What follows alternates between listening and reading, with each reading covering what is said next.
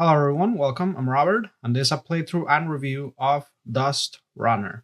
This is another teen game by Jason Glover. So I'll go ahead and give you a demo, and then I'll give you my thoughts at the end, okay? So I've already set up everything, but I'm gonna walk you through what that process is like. So the goal of the game here is to have your car, also known as your Dustrunner, reach the final spot of this track, okay? And you're gonna set up your Dustrunner's stats by using these double-sided cards, okay? And your stats are ammo, fuel, and health.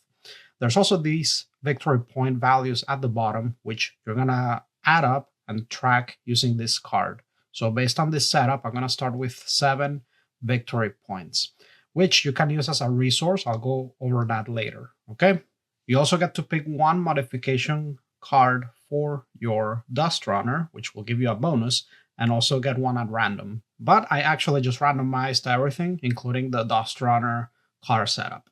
You also have to shuffle the resolution deck and the exploration deck, and also the 3 track cards in the middle, which will vary how the track will look like for each game. The final track card and the starting card are the same for each game. And the way that you lose the game is if the enemy Dustrunner reaches and catches up to you on the same spot, or if your health goes down to 0, okay? And with that, let's go ahead and get started. So just like with other Jason Glover games, this has a draw 2 and reveal 1 turn structure, okay? And the round will be completed once you go through the exploration deck in this fashion. At the end of the round, when you go through the deck, you either have to spend 1 fuel, or otherwise the enemy Dustrunner will move 2 spaces forward, okay? And remember, we don't want them to catch up to us, okay? So you have to manage your fuel carefully, all right? So I've drawn 2 here, and I'm gonna reveal 1, and I have the option of not using this and instead revealing the other card. But in that case, I'm forced to resolve the other card, okay? And it could be bad in some scenarios, all right? In this case, I'm okay with resolving this. It's the outpost, and it says spend 1 fuel to move 1 space. I'm okay with that. I got plenty of fuel, all right? So I'm gonna move 1 space, all right? And I'm just gonna put this face down, okay? And then we repeat that until we go through the deck. So I'm gonna reveal another one, and we have Raiders. And I'm okay with a couple early on conflicts so that I can start spending some of my resources. So I'll flip a resolution card. So when you decide to confront or fight one of these enemies, as the first revealed card, you're going to look at that die value. Okay, so that's 1 health. And then you have to flip a resolution deck card, which has many uses, which I'll go over in a second.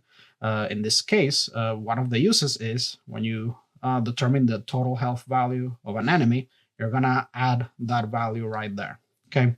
Now there's another use for this resolution card I revealed. It also determines who attacks first. If you get the blue helmet, you get to attack first, which is great for me right now. And then if you get the pink helmet, the enemy attacks first. Okay. Now later, when you gain loot, you're gonna pay attention to this, and then this, which I'll go over, okay? And this corner right here is for damage. So since I attack first, let's do that. When you attack, you can spend up to 4 ammo to reveal that many cards, and for each skull in this corner, you deal that much damage. Your Dustrunner automatically deals a certain amount of damage, okay? So I already deal 1 damage. I just need to reveal at least 1 skull by spending 1 ammo. And in this case, I'm just gonna spend 1 ammo. And let's also look at our bonus modification deck cards, okay, that we got from the start.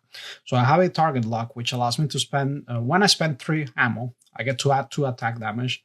And then if the enemy would move any amount of spaces, I can discard it to stop it from moving, which is great. All right, so I'm gonna go ahead and if it comes to that situation, I'll use that. But I just use 1 ammo. Okay, I just want to make sure that we're aware of this for when it matters.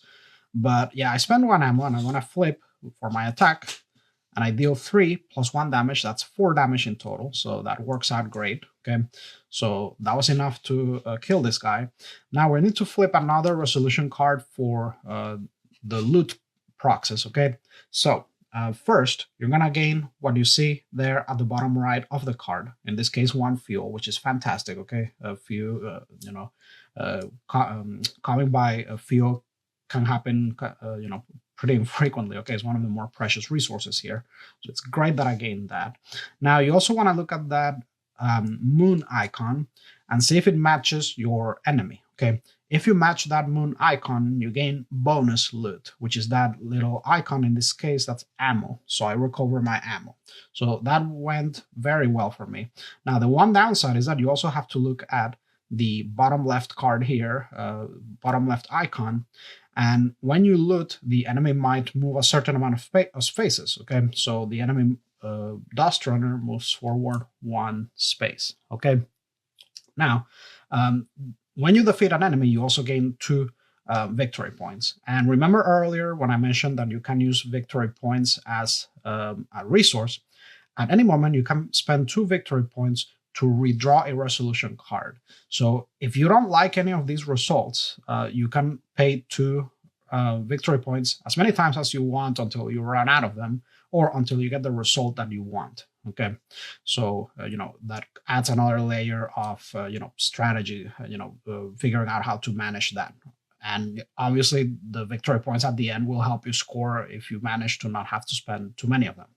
So that's that. So I've resolved that.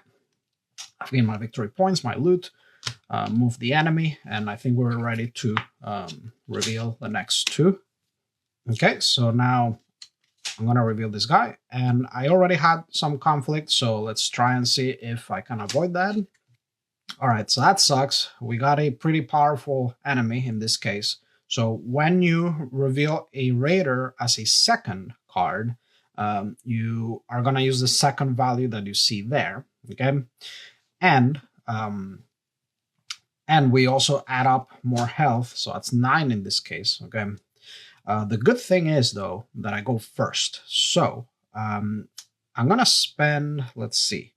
Now, I had to look this up because this is written a bit vague. It says whenever you spend 3 ammo. So is it 3 or more ammo?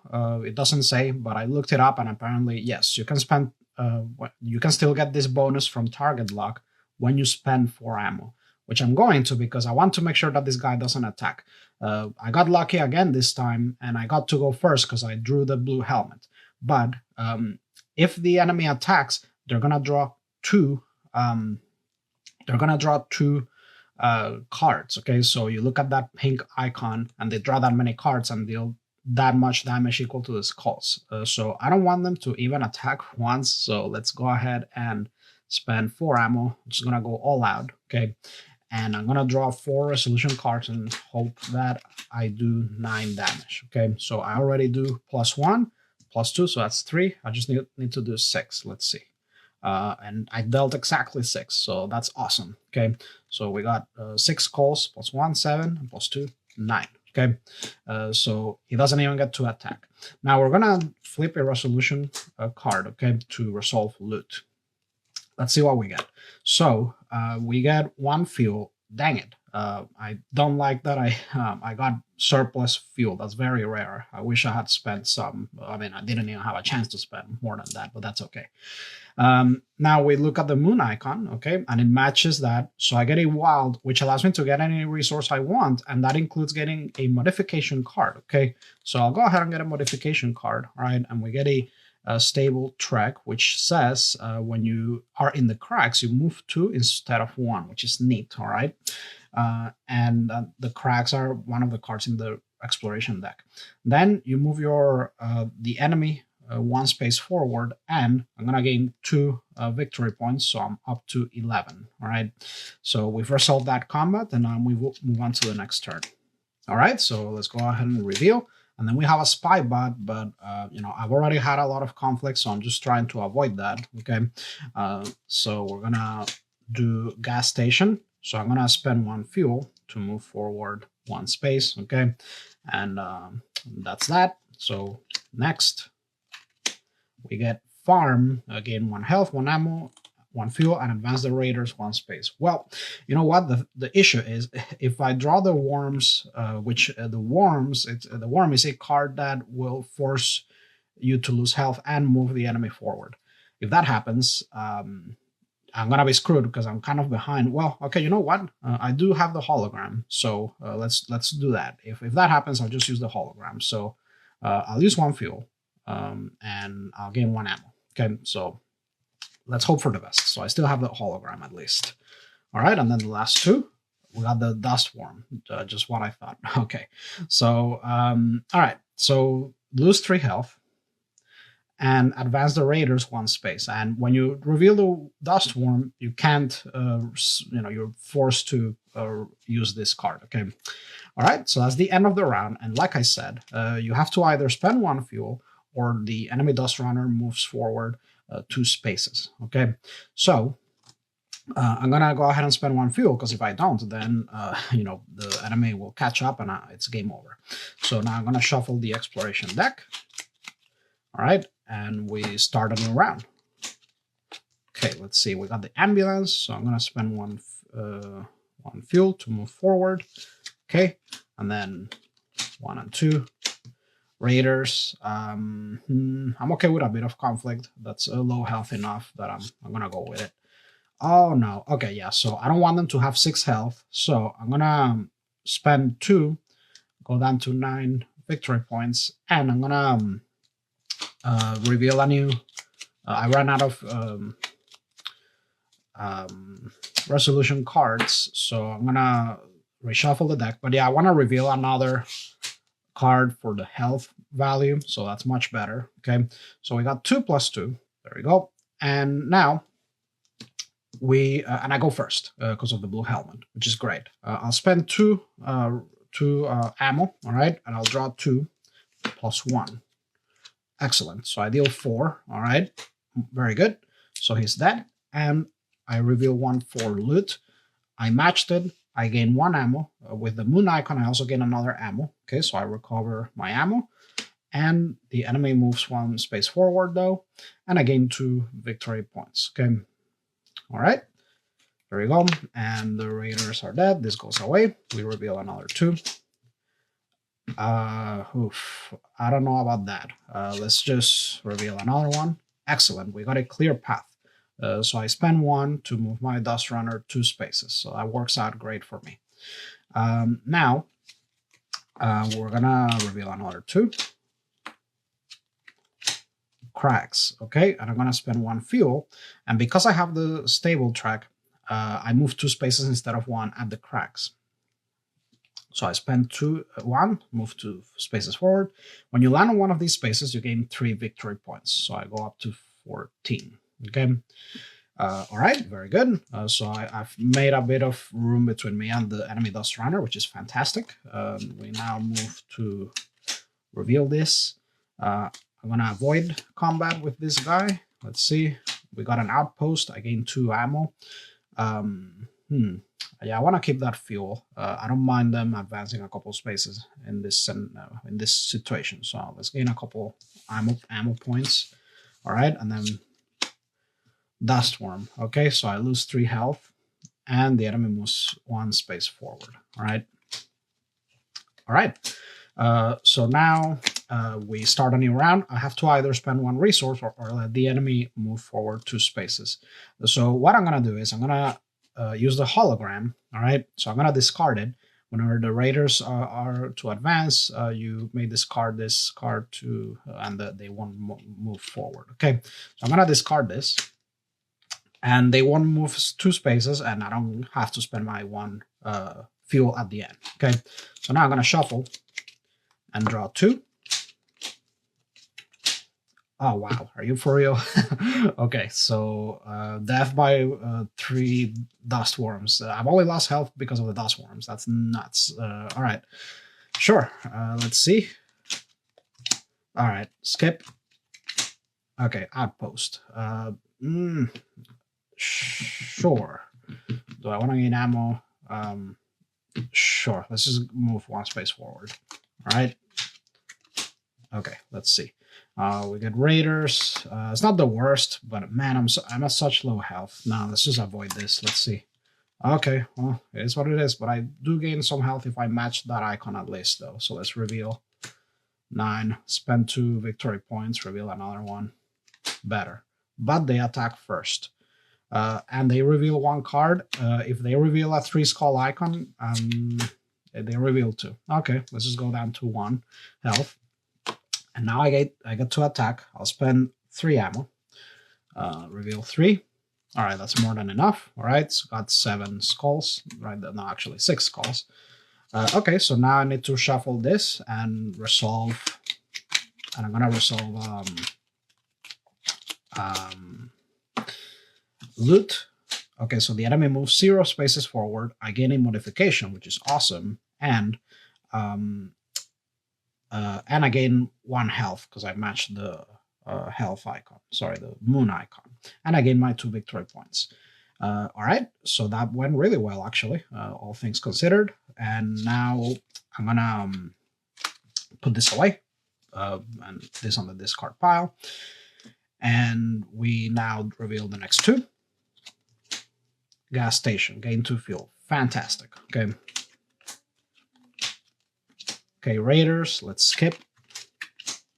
Clear path, excellent. I'm gonna spend 1 fuel, move. I want to go the shortest path, honestly. So let's see. In this case, it doesn't matter. So I'll just go 2 spaces forward. All right, reveal the next 2. Ambulance, gain 3 health. Don't mind if I do. Okay. All right, and then we move to the next round. Let's let these guys move 2 spaces forward. That's fine. And I did draw this shield, so it says subtract 1 damage from all raider attacks. If a raider ever draws a resolution with an attack value of 3, your shields are destroyed. Okay, good to know. All right, so now shuffle, draw the next 2. I just let them move 2 spaces forward. That's okay. Oh my God, what is this? What is this? This is ridiculous. Okay. It's just RNG. It's the name of the game. All right.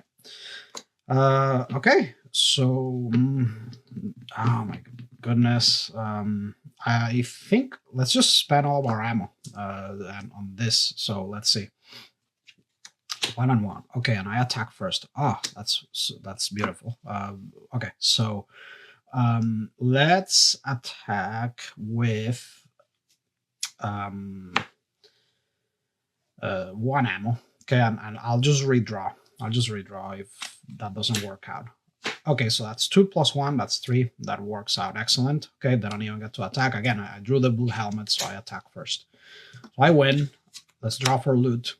Okay, so we gain but the enemy moves forward 2 spaces though. Have to be careful. Do I want that to happen though? I'm very low health though. If I draw the worm again in the next round, I'm screwed, and I don't know that I'll draw the ambulance. So let's let them move forward 2 spaces. 1, 2. I'll gain 1 health, and then I match the moon icons, so I gain 2 health, and I gain 2 victory points. So I go to 16. All right. So that's that. Okay. So draw next 2. Outpost, gain ammo. Let's gain 2 ammo. I want to spend my fuel on the other cards instead. Skip. Cracks. Much better. So I spend 1. Because of my stable track, I move 2.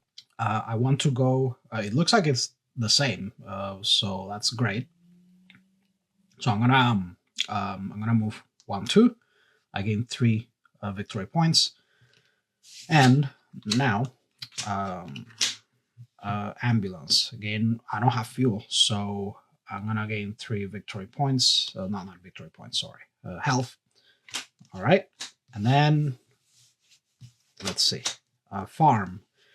Sure. Yeah. Sure. Let's do that.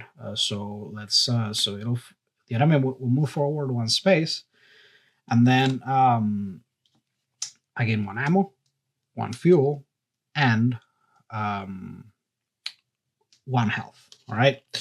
So that's that. So now we start a new round. Now, I could take a risk here. If I spend 1 fuel, what are the chances that I draw that godforsaken worm again? I don't know. But let's just... do I want to keep that 1 fuel? Yeah, I'm just gonna take a risk here. I'll let the enemy move forward 2 spaces, okay? But yeah, if I draw a card that forces them to move, it's game over. But let's see what happens. Just YOLOing it up in here. So let's see. Excellent. That's what I'm talking about, baby. So 1, 2. 1, 2. All right. But I'm out of fuel. So next, gas station. Well, look at that. Don't have to worry about fuel. Dust worm. Okay, well, I guess it is possible to draw the dust worm every round in this game. All right. Not the worst, I suppose. Oh, I didn't lose my 3 health. Sorry. Okay, yeah, I just forgot to lose my 3 health. All right, let's just reveal. I don't want the spy bot. I don't think that I'll end up finding the spy bot in this game, but the spy bot, instead of doing damage, it moves the enemy. So I don't want to deal with that. All right, so we're dealing with raiders. All right, so we draw a resolution card. So we got 5 total. Okay, but I go first. Let's just spend 3 ammo. So that's automatically 3 damage plus 3 resolution cards. Yep, more than enough damage. Okay, look at all those skulls. And we draw a resolution card. So we got, we match the moon icons. So we got 1 health and 1 ammo. And the enemy moves forward 1 space. And we now, we gain 2 victory points. So up to 21. Okay, so then that's that. And we draw the next 2. Nope. Farm. No. Oh my god, why? Okay, I guess I did take a big risk. So with that, but yeah, so I'm forced to resolve this now. So I gain 1, gain 1, gain 1, but then it's over. All right.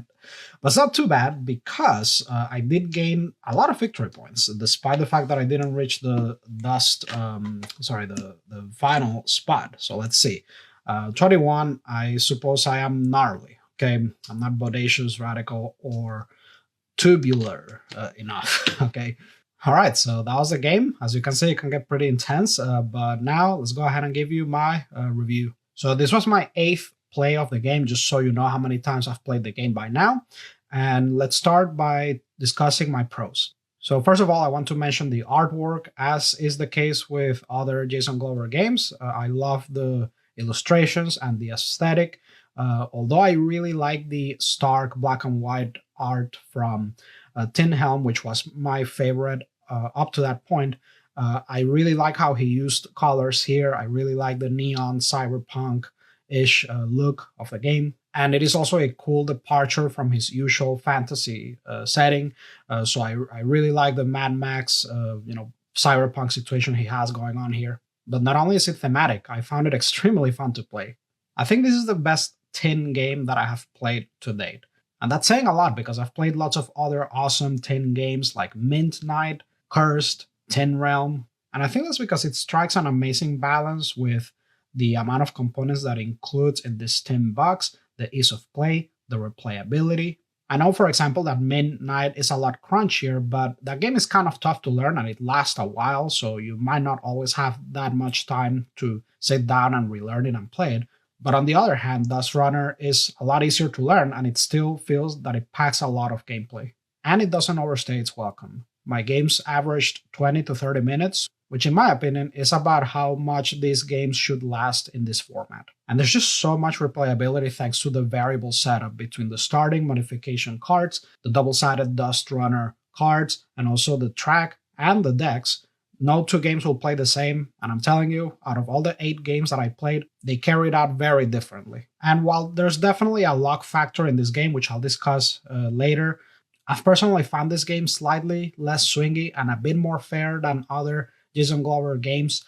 My win ratio so far has been 50-50, but of course your mileage might vary with that.